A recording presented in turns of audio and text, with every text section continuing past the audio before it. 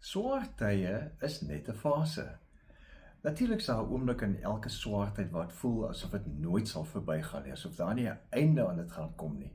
Dit voel asof die pyn jou permanente blyplek geword het en jy nie kan verhuis nie. En ons onthou nog almal, as ons 'n bietjie terugdink, die swaar kry wat almal geraak het gedurende die COVID-19 pandemie. Maar navorsing oor mense wat deur daardie COVID-19 krisis gegaan het, bevestig iets wat gelowiges sal eeue lank weet, en dit is swaar kry hoef nie die laaste woord te wees nie. 'n Spaanse langtermynstudie het gevind dat ongeveer 1 uit elke 5 deelnemers na maande van hierdie pandemie stres het betekenisvolle groei ervaar.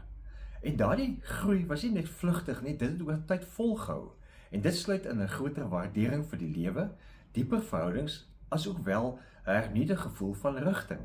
Nou, dis presies waarvan Paulus ons vertel in Romeine 5, as hy praat in verse 3 tot 4 en sê, dis nie al nie, ons verheug ons ook in die swaar kry, want ons weet, swaar kry kweek volharding, en volharding kweek egtheid van geloof, en egtheid van geloof kweek hoop.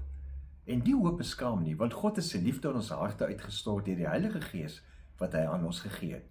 So met ander woorde, Paulus skryf dat verdrukking bring eintlik volharding, en volharding bring beproefdheid, en beproefdheid bring hoop. Let op die volgorde, swaar kry is nie die eindpunt nie, dis die eerste stap in 'n proses. Dis 'n proses wat God as fase van moeilikheid gebruik om iets in ons te vorm en ons identiteit op so 'n manier te vorm in ons karakter wat op geen ander manier gevorm kan word nie. Die verdrukking is nooit die doel nie, dis die pad na hoop.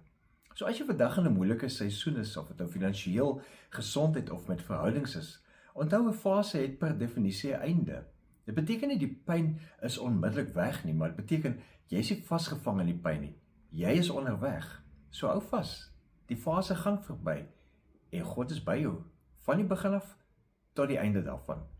Leef geïnspireerd.